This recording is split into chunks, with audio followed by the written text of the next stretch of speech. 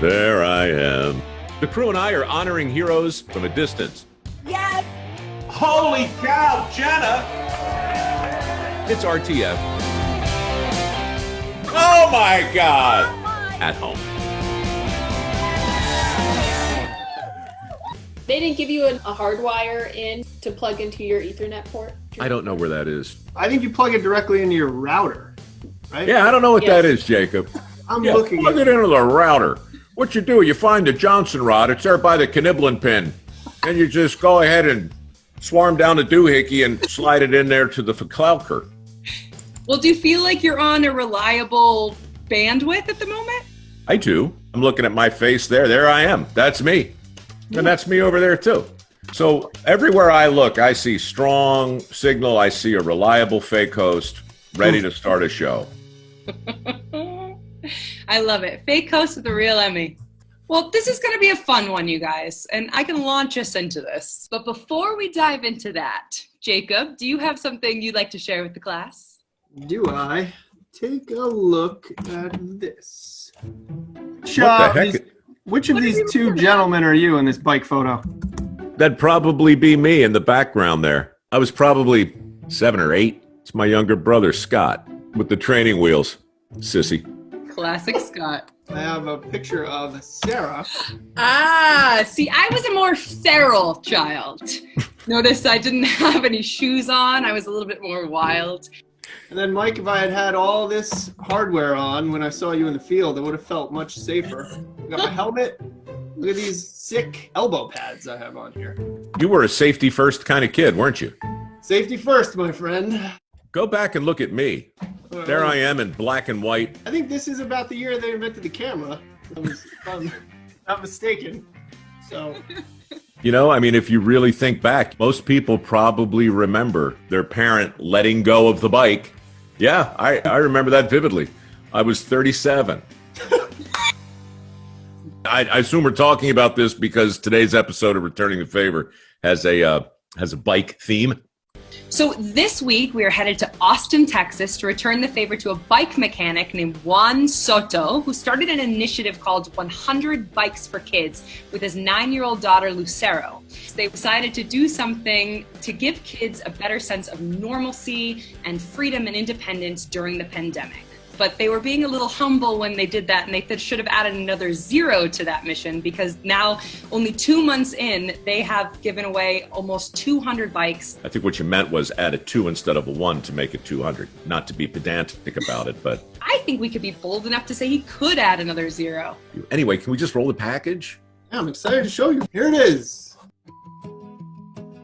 My name is Juan Soto, and me and my daughter founded this project called 100 Bikes for Kids. We take bikes that people have that are unused or sitting in their garage. People donate them to us, we fix them up, and then we donate them back out to kids that need one.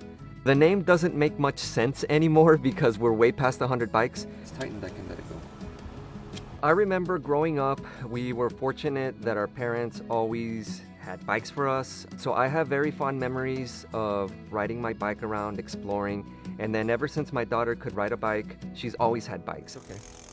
But there's kids that don't even have any and have never had a bike. So me and my daughter started talking about it, and we decided, let's see if we can do something about it. And I think at first we managed to fix up 5 bikes. And so we reached out to our neighbors and said, hey, we have these bikes that are fixed up and ready to go. People were coming and getting the bikes, but a lot of the people were also bringing us bikes. Some organizations have reached out to us. One in particular provides services for refugees, sometimes having language barriers with people that request the bikes from us. As soon as you say the word bicycle, the kids' eyes lit up and they're like, bicycle? Bicycle? And then they were so excited. They got on them and started riding them around. Over here, we're just gonna double check the tires have air. Me and my daughter are on the front end of the project. We were the ones outside. We fix bikes and wash them and test ride them. But a lot of the communications work is done by my wife. My wife is a teacher and she works in special education. She's very detail oriented. She has what bikes came from where are they going, ages, sizes. So a lot of the success of our project has been due to her diligence. One of the difficulties that we're having right now is that I'm having to split my time between my regular job, my kids' school. We have 3 kids, and 2 of them are doing virtual learning from home. So during the day, I'm here with them. They're keeping up with their schoolwork. Time is very limited. What I want to do is turn this into a nonprofit in the future where I can really focus on this full time to get these bikes to kids that are asking for them. That's sweet. These are the stories that I personally gravitate to the most. I mean, he's clearly given a favor to his community. How do we return it? So his wife works with the special education and in special needs. He got an order request from a group from the Texas School for the Deaf. They asked for 25 bicycles, and he hasn't had the manpower to bust out the bicycles fast enough. So we are teaming up with a brand called Rowe that makes some of the most desired bikes on the market, but they also have a division where they refurbish bicycles, and they are providing 50 bikes totaling $25,000. 25 bikes will be given to fulfill the order for Texas School for the Deaf, and 25 bikes will be given to kids and members of the community in the local Austin area. Okay. And they're also going to be coming along with 50 different locks. Walks? Locks. I thought you said woks, like a cooking implement. Weird. Give the guy a pot with a bike. Okay. Another thing we're going to be doing is we've aligned with an organization called MOD Bicycles that is going to be donating $5,500 worth of tools. Cool. What kind of tools are we talking about here, Sarah? What sort of bike tools? I imagine we'd see an Allen wrench out there. I imagine we'd get a hammer going. Okay. And MOD is also going to be gifting Juan himself a electric bicycle. All right, so that's everything, right? There's no more? No, because we like to overcomplicate a simple story, Mike. We also have 10,000 big ones for Juan. What? What do you mean, big ones? Dollar signs, bajukas, spaghetti, shekels. Are you talking about Geltefreuchen? I'm Are you talking about dinero? Dinero, the franc. Are you talking about Daksan Jingawa? Clean hard cash, baby. Because everyone needs a few dollars these days. So we're going to be giving Juan $10,000 for him to be able to use however he needs to support the growth and the scaling of his operation. Because Lord knows, anytime you're on RTF, you're on a rocket ship. You got all that, Mike? I got it. A local bike shop named MOD has $5,500 worth of tools that they would like to donate to a project called 100 Bikes, which is now a ridiculous title. Why? Because our friends at WOM are going to donate 50 bikes, 25 of which are going to go to the Texas School for the Deaf and another 25 to the children of Austin to be distributed. Meanwhile, when you're just thinking it can't get any more fantastical, somewhere, $10,000 is going to appear in the form of a check, and that'll be presented to him, and there will be laughter and tears the way they always are, I suppose. That's pretty good. Nailed it. How are we going to bring it in?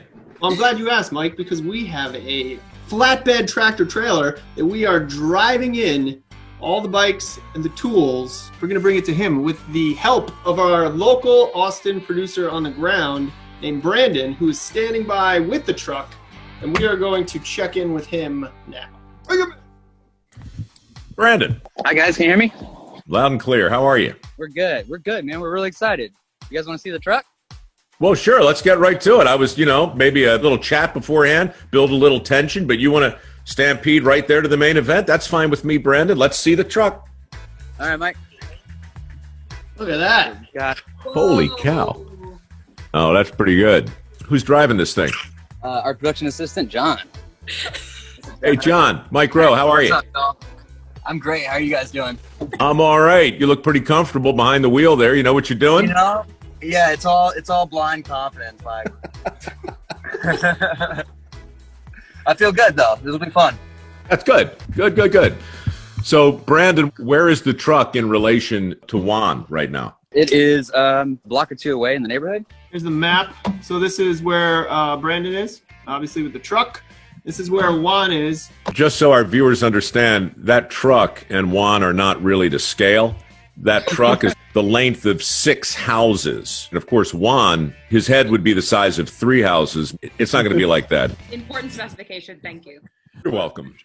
Brandon, do you think you guys could move that truck over closer to the U here? We were planning on that, kind of creep it up and then be ready to just roll it right around that curve there. So, Mike, That's a good idea. You'll come up with a code word, and when you say that code word, the truck will start moving. And when it gets within sight, Brandon, John's going to be laying on the horn, right? Yes, sir. Loud. I don't know. Let's see. Bicycle, unicycle. What is it? Helmet? Oh, are we giving them helmets? No. Ingenious, Jacob. Ingenious.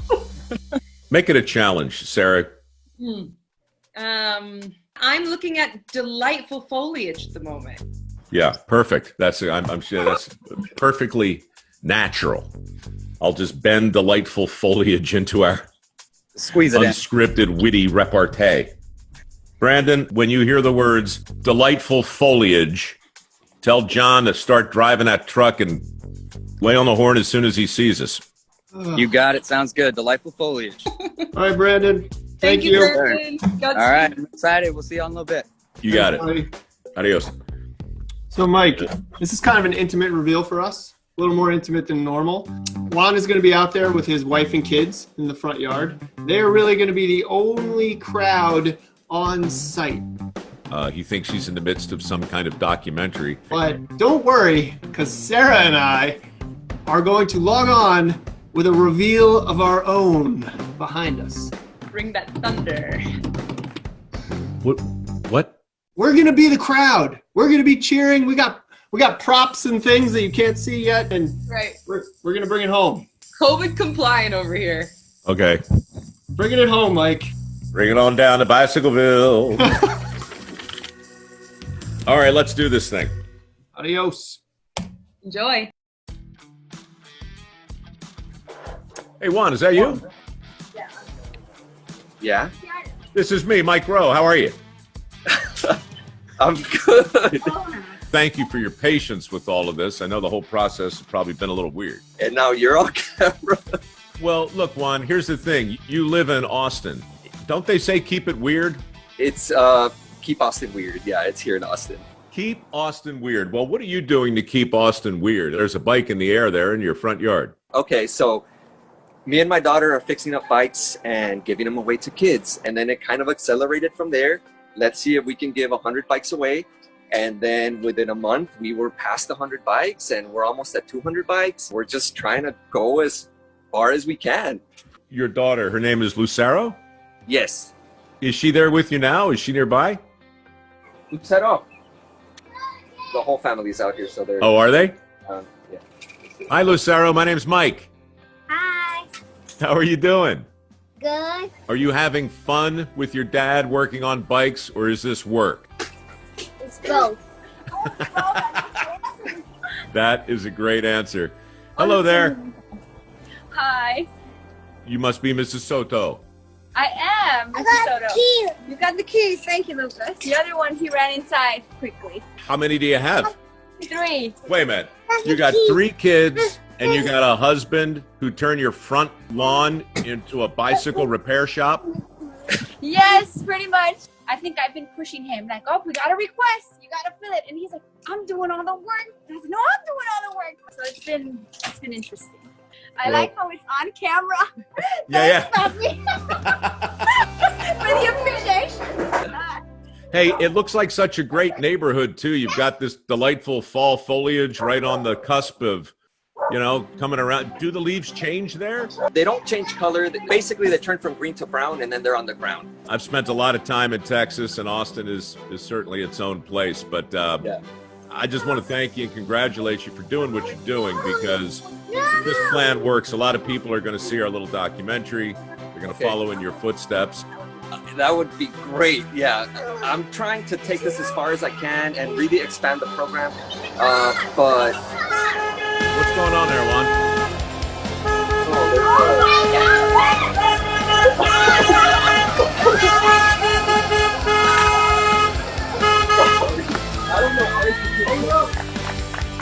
Hey, Juan, come here.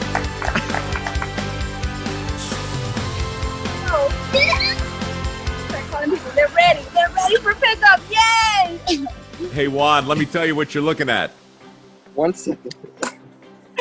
Come on now, get it together. I'm trying, but it's overwhelming. listen to me, man. We're not making a documentary. Those people who have been talking to you for the last couple of days, they're all part of a project I work on called Returning the Favor. You're on Facebook. Look, we want you to keep doing with everything that you're doing, and we made some calls, and we talked to the guys over at Womb, and told them about the order for the Texas School for the Deaf. Okay. And we basically got 50 bikes we want to give you. 25 to fill that order and 25 for you to do whatever you want to do with. Now, we also talked to the people over at MOD, and we also have $5,500 worth of tools for you and your daughter and your wife to keep working on this from now until the end of time. Thank you, thank you. But wait, there's more. My friend Brandon is standing by with one other small expression of our thanks. We'd like to give you $10,000 to spend however you want. It's a giant check. I never thought I would be holding one. Thank you so much. I appreciate it. I'm overwhelmed, to be honest. I know look, the fact that you're being such a great dad to your daughter, we think is just great, a wonderful example. So our final gift to you is an opportunity to look right into this camera and say whatever you'd like to the country, to other dads, to other families, to other daughters, and to other kids who might be waiting for a bike to change their life. Okay, so what I would like to say is that right now there's kids that are in need, that need bikes, and they don't have a way to get one. So just ask your neighbors, ask your friends if they have bikes that they want to get rid of. And I promise they're not difficult to fix. You can do it with tools that you may already have at home, and then just start giving them out. And it doesn't take much effort. Juan, you're the man. Let's hear it for Juan, everybody.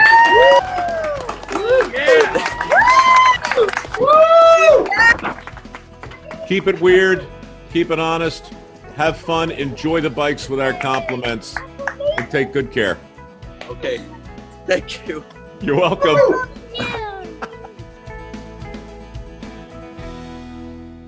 You know what, man? These get better and better. It's really fun to freak these people out 2,000 miles away. I love it. Hey, guys, that was a good one. Nice job. That was good. That was fun. So deserving. Yeah, he's great. Yeah. What are you doing? Cute kid, Jacob. Sarah, cute husband. Thank you. I'll relay. All right. Nothing left for me to do except to tell you that you know what to do if you have an idea for returning the favor. You go to the Returning the Favor Effect page and you tell me all about it. Have fun with the balloons, Gus. Thanks, Mike. I'm going to take a bike ride. Good idea.